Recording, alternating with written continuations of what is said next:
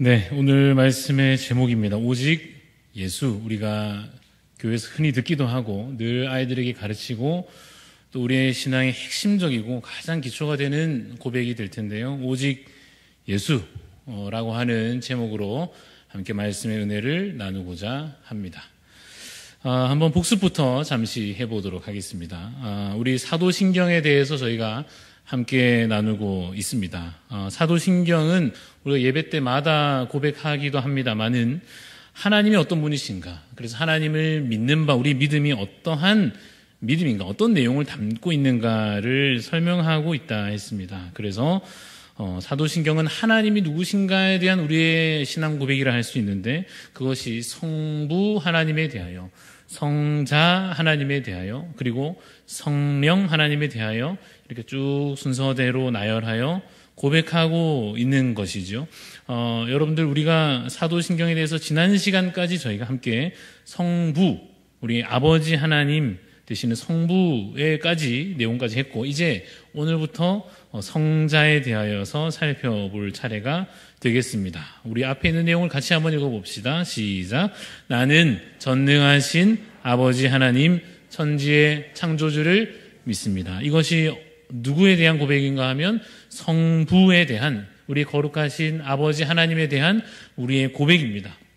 이것을 우리가 배워도 들어도 심지어 암송하여도 전혀 그러한 고백과는 딴판인 삶을 살아가면 그것은 아무 의미 없는 것일 것입니다. 그렇죠? 그래서 여러분들이 이것을 암송할 뿐만 아니라 우리가 이것을 그냥 입술로 내뱉을 뿐만 아니라 정말 우리 한 단어 한 단어에 묵상하여 본 바와 같이 그가 전능하심에 관하여, 그가 우리의 아버지이심에 관하여, 또한 그가 이 모든 것을 만드신 창조주 하나님이시다라는 것에 관하여 그 믿음이 여러분을 정말로 살게 하고 정말 믿음으로 살게 하는 그러한 힘이 되는 신앙 고백이 되기를 간절히 소원합니다. 그래서 오늘부터는 이것입니다. 읽어봅시다. 시작.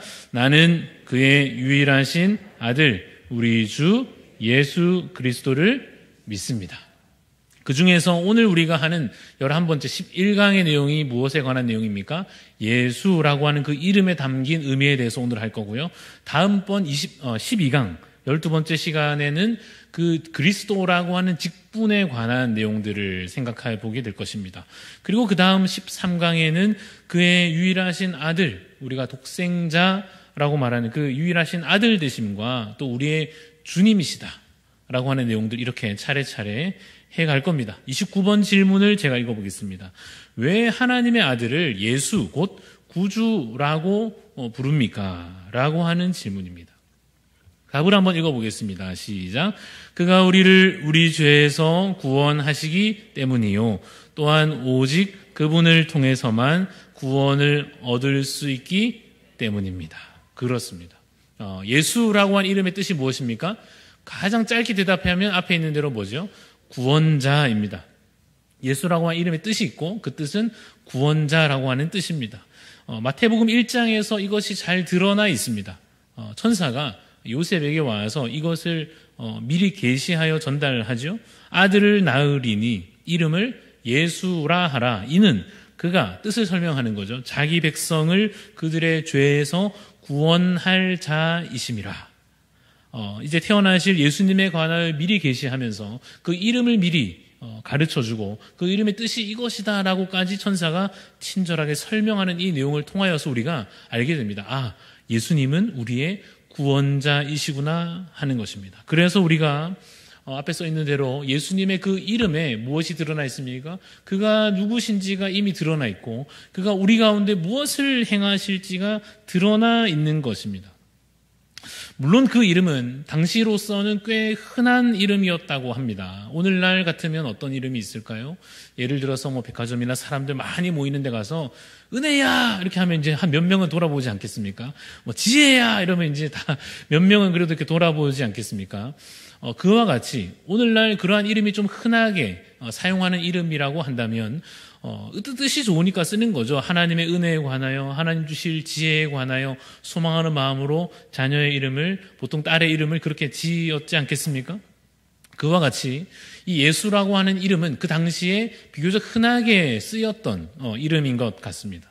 그러나 그 이름에는 아주 귀중한 것이 담겨져 있는 거죠. 하나님의 놀라운 계획이 담겨져 있는 겁니다. 무슨 계획입니까? 우리를 죄에서 구원하시려고 하는, 저 옛날 태초부터 시작된 하나님의 사랑이 오늘날까지 쭉 이어지듯이 하나님께서 그 계획을 미리 품으셨고 이름도 미리 정해두신 것입니다.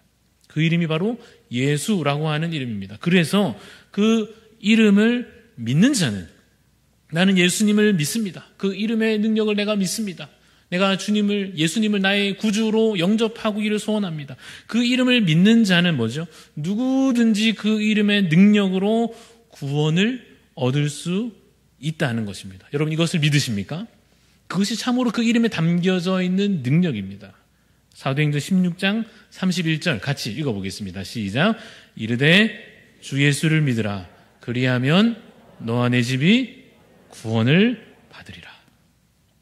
기억하실 수 있겠죠? 주 예수를 믿으라. 그리하면 너와 내 집이 구원을 받으리라. 사도 바울이 이것을 선포합니다. 어떤 큰 불안과 두려움에 휩싸인 자에게 이 말씀을 선포합니다. 주 예수를 믿으십시오. 그리하면 당신과 여러분의 가정이, 당신의 가정이 하나님 주시는 구원의 은총을 입을 것입니다. 좀 애매한 질문을 던져봅니다. 내가 예수 믿으면 나도 구원받고 내 가족도 다 구원받습니까? 어떻습니까? 내가 예수 믿음으로, 내 믿음으로 나도 구원받고 우리 가족이 다 구원받습니까? 그런 뜻은 아닐 것입니다. 내가 내 믿음으로 구원받고 내 가족들도 자기 믿음으로 구원받아야 할 것입니다. 그러나 이 말씀의 의미는 무엇인가 하면, 내가 이 믿음을 가짐으로 통하여서 시작되는 것입니다. 아무도 믿지 않는 그 가정에 한 사람이 예수 믿기 시작하여 그 믿음으로 말미암아 그것이 씨앗이 되고, 그 믿음이 통로가 되고, 이 믿음이 참으로 귀한 하나의 출발점이 되어서 그 가정이 하나님께 온전히 믿음으로 드려지는 놀라운 역사가 이루어지기까지 쓰임받는 것이죠. 그래서 우리가 그러한 의미에서 이 말씀을 선포할 것입니다. 주 예수를 믿으라. 그리하면 너와 내 집이 구원을 받으리라. 이 이름의 능력이 여러분의 각 가정에도 풍성히 빠짐없이 부어지시기를 간절히 소원합니다. 오랫동안 기도하는 제목이죠. 나는 믿는데 그 예수 이름, 그 능력, 그 구원의 은총, 나는 이제 믿는데 예배 드리지만 아직도 믿지 못한 우리 자녀들이나 가족들이나 부모님이나 친지들이나 생각할 때 걱정되시겠습니다만은, 이 이름의 능력을 여러분들은 정말 잘 믿음으로 말미암아 시작점이 되어서 여러분 가족이, 많은 사람들이 구원에 이를 줄로 믿으시기를 간절히 소망합니다. 우리 사도행전 4장 12절 말씀도 읽어보겠습니다. 시작. 다른 이로서는 구원을 받을 수 없나니 천하 사람 중에 구원을 받을 만한 다른 이름을 우리에게 주신 일이 없음이라 하였더라. 다른 이로서는 구원을 받을 수 없는 것입니다. 그래서 예수님이 구원자이신데 한 가지 더 덧붙여 표현하면 유일하신 구원자다라고 하는 것입니다. 다른 이로서는 구원을 받을 수 없나니 천하 사람 중에 많은 이름들이 있을지라도 구원을 받을 만한 다른 이름을 우리에게 주신 일이 없다 하는 것입니다. 그래서 우리가 당당히, 담대히 그 마음으로, 그 믿음으로 선포합니다. 예수 믿으십시오. 예수님을 믿으십시오. 내 안에 일어난 그 복음의 열정으로, 내 안에 확신된 이 믿음으로 말미암아 이제는 나도 믿고 당신도 예수님을 믿으십시오 할 것입니다. 저희가 이제 지난 화요일 날 이제 전도대가 이제 올해 첫 모임을 가지고 아마 이제 내일 모레 화요일이 되면 나갈 텐데, 비가 안 와야 될 텐데 말이죠. 어쨌든 화요일 날 이제 나가서 본격적으로 또 전도를 다시 시작할 겁니다. 작년에도 저희가 나가서 전도를 했습니다만은 또 이제는 좀 이전에 했었던 만큼 더 힘을 내서 많은 분들이 전도를 하려고 합니다. 나가서 뭐 하겠습니까? 예수 믿으십시오. 내가 믿는 그 이름 당신도 믿으십시오 할 겁니다. 그래서 지나다니는 분들을 붙잡고, 저기 선생님 예수님 믿으셔야 됩니다 라고 전도를 할 거잖아요. 그러면 다양한 반응들이 있을 건데, 이런 반응이 있을지 모르겠습니다만 예를 들어 보겠습니다. 저 선생님 예수님 믿으셔야 됩니다 하면 어떤 분이, 근데 그 사람은 예수님을 안 믿으니까 왜요? 왜 믿어야 돼요? 전혀 느끼지 못할 수 있겠죠. 영적으로 죽은 자는 자신의 영적인 그 결핍과 그래서 갈급함을 느끼지 못할 수도 있습니다. 여러분도 한때 그런 경험이 있으시다면 알지 않습니까? 우리가 믿고 나서야 그 필요를 알지, 아직 믿지 않는 사람을 붙잡고 예수 믿으세요 그러면 귀찮고 이렇게 별 필요가 없다고 느껴질 수 있잖아요. 그러한 의미에서 만약 이 사람이 묻기를 왜 믿어야 돼요? 왜요? 라고 묻는다면 우리가 이렇게 답하면 좋겠습니다. 예수님만이 우리의 구원자이십니다.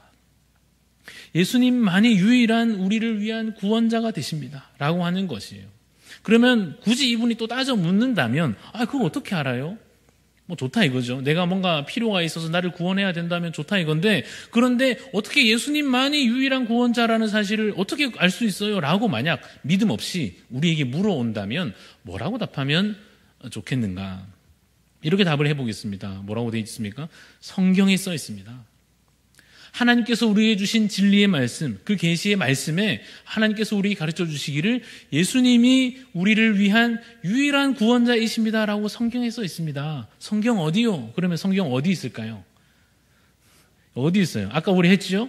그렇죠? 사도행전 16장 31절에 주 예수를 믿으라 그리하면 너와 내 집이 구원을 받으리라 하셨습니다. 하나님께서 우리에게 주신 말씀이 이렇게 가르쳐 주십니다. 예수 믿으면 너와 내 집이 구원을 받으리라 하셨습니다. 한 절 더 있습니다. 이것도 한번 읽어봅시다. 사도행전 4장 12절입니다. 하며 다른 이로서는 구원을 받을 수 없나니, 그 다음 뭐죠?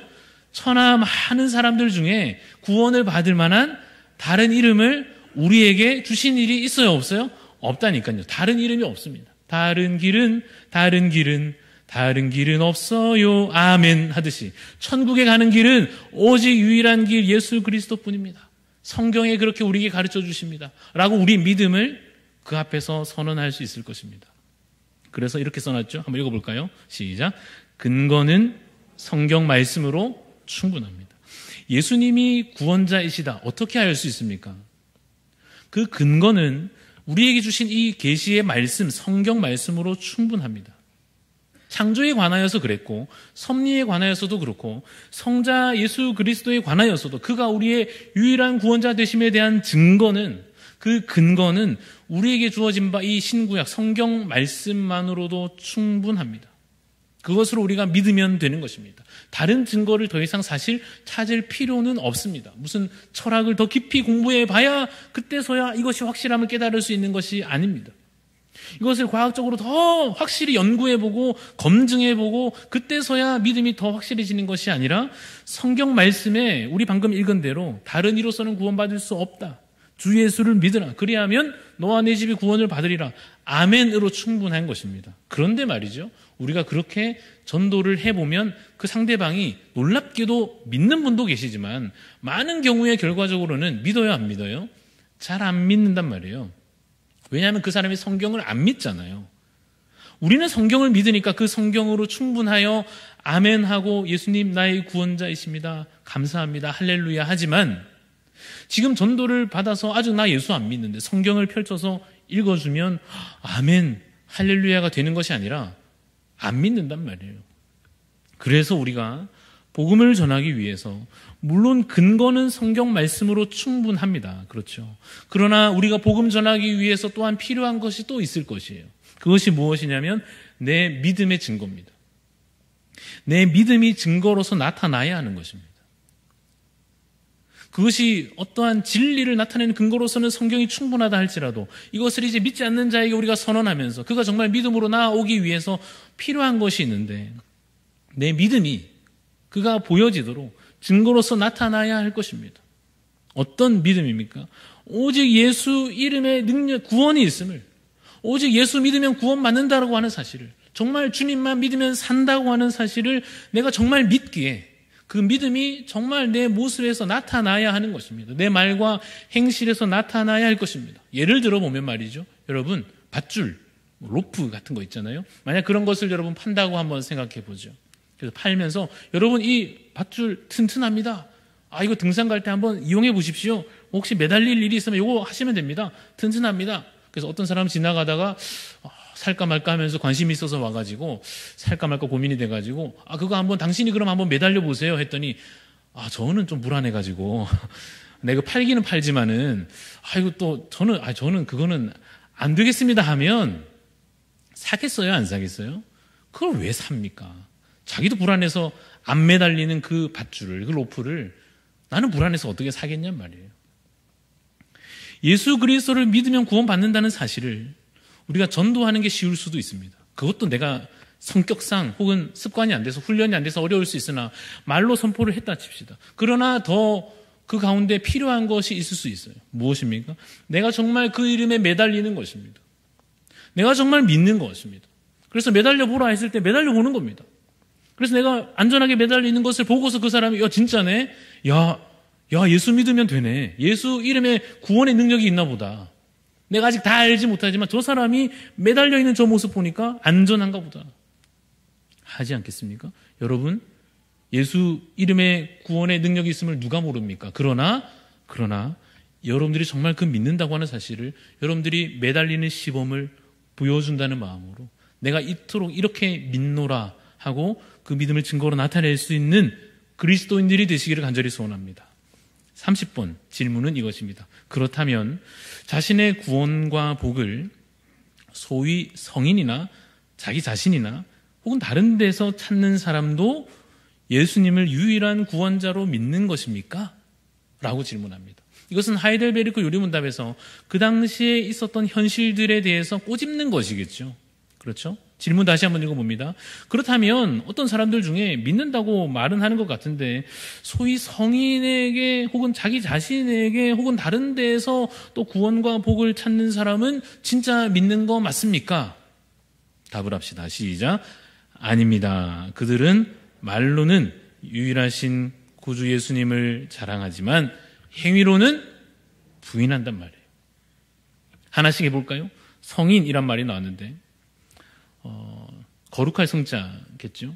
로마 가톨릭이 실태입니다. 그 옛날 중세시대나 오늘날까지도 이것은 명백히 이어지고 있습니다. 뭔가 하면 그들은 예수님을 믿는다 하면서도 여전히 사람을 하나의 중보자로 여기고 그에게 기도하고 뭐 이게 숭배다 아니다 논란이 많지만 저희가 보기에 적절치 않은 온전치 않은 이상한 신앙 행태를 가지고 있단 말이에요. 요즘에 유튜브가 있어서 이런 것들을 검색하면 쉽게 찾아볼 수 있습니다. 오랜만에 저도 검색을 해봤는데 진짜 이렇게 하는구나 했습니다. 마리아에게 기도하고 이건 좀 우리가 흔하게 들어본 바 있는데 요셉에게도 기도를 합니다.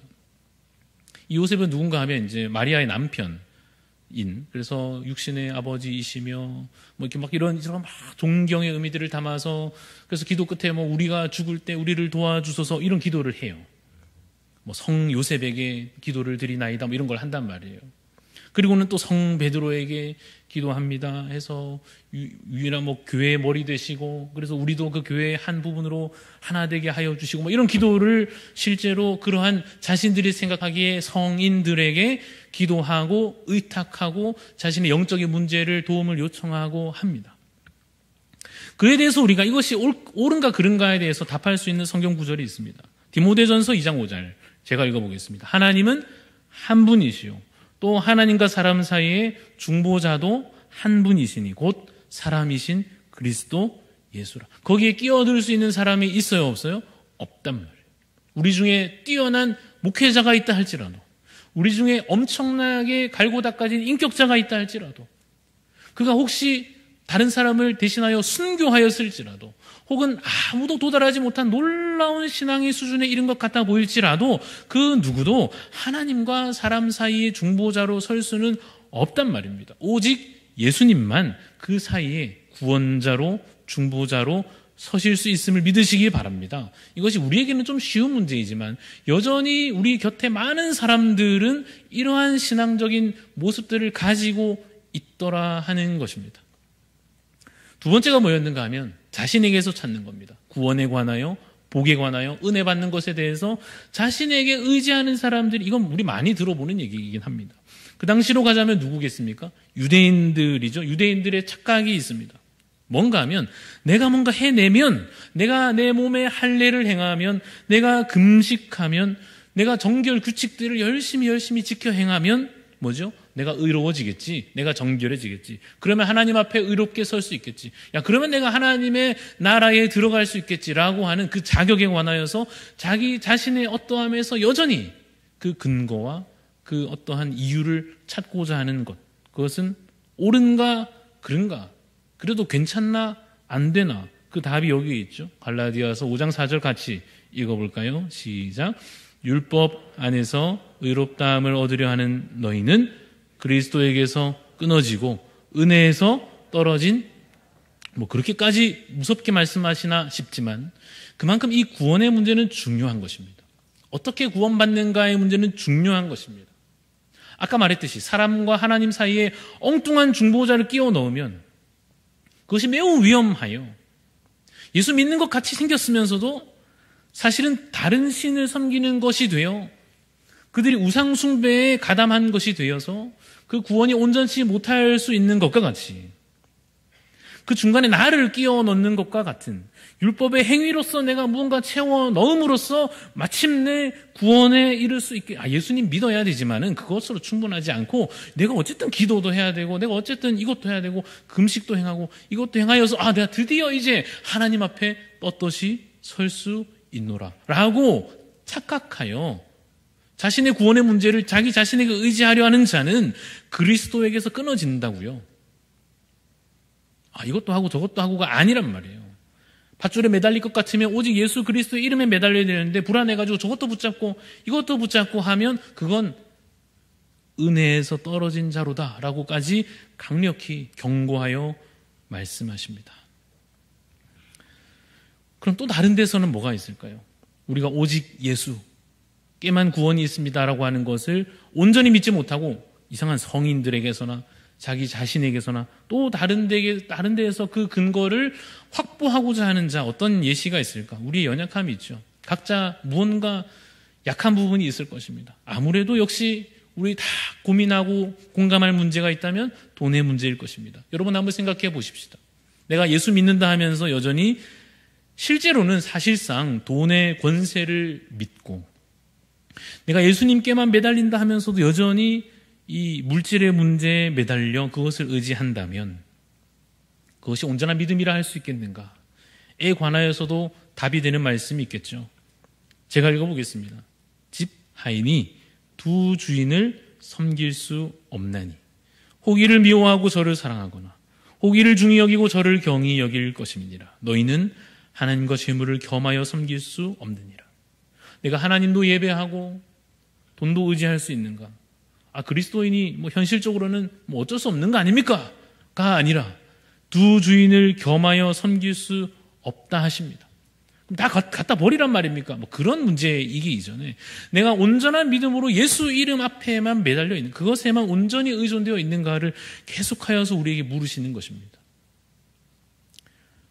너무 빨리 결론에 이르는 것 같아서 마음이 좀 불안하지만 저희도 오늘 마치면 또 해야 될 게 또 있으니까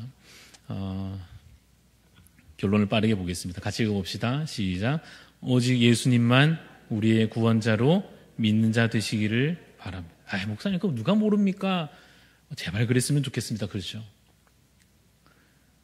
여러분이 이 말씀을 예수님만 우리의 구원자로 믿어야 된다 했을 때 여러분 자녀들이 엄마 그거 누가 몰라요? 하면 너무 좋겠다. 그렇죠? 그렇죠? 친지들이 가서 예수 믿어야 됩니다. 예수님 우리 유일한 구원자입니다 했더니 당연하지 하면 얼마나 좋겠어요. 그렇죠? 이 예배의 자리에서 우리끼리는 너무나 쉬운 이 고백이 여러분들 가정에서 함께 고백되고 여러분들이 기도하면서 기다리고 있는 그들에게 입술로도 고백되어서 오직 예수님만 우리의 구원자로 믿는 가정들로 그러한 가문으로 그러한 여러 여러분들의 삶의 영역에서 그렇게 믿음의 증거들이 나타나시기를 간절히 소원합니다. 우리 다음 세대가 예수님 믿는 믿음의 세대가 되려면 필요한 것이 있습니다. 계속해서 성경을 읽혀야 될 겁니다. 성경 말씀에 근거가 있기 때문에 성경을 계속해서 그 아이들에게 읽히고 암송하고 또 묵상하게 하고 또 그걸 찬송으로 또 고백하고 또 말씀으로 또 듣고 이거 계속 할 겁니다.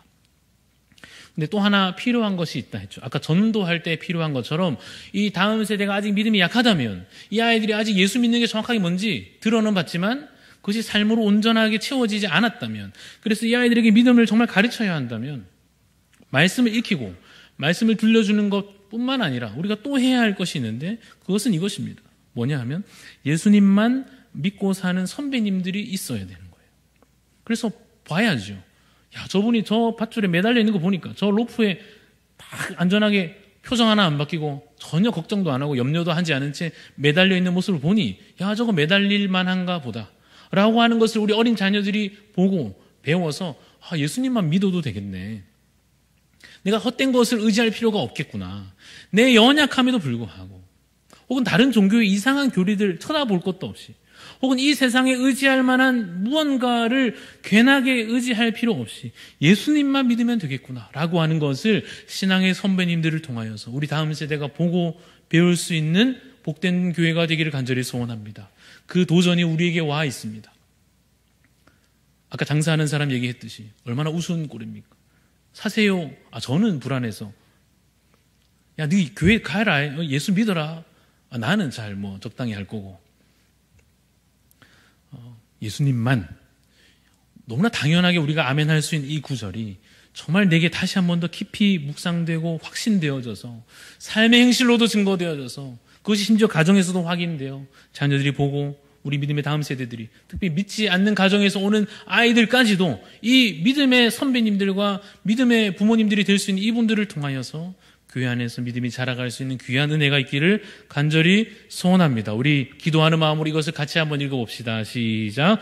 주여, 우리가 순전한 믿음의 세대로 살아갈 수 있기를 간절히 소원합니다. 오직 우리 구주 예수님만 믿고 결코 다른 것을 의지하지 아니하는 믿음의 세대가 되게 하여 주옵소서. 아멘이십니까? 아멘입니다. 그래서 우리가 참으로 믿음의 세대로 부끄럽지 않은, 그렇지 않습니까? 정말 다음 세대에게 부끄럽지 않은 믿음의 세대로 살아내지도록 하나님의 은혜를 간구하는 여러분 되시기를 간절히 소원합니다.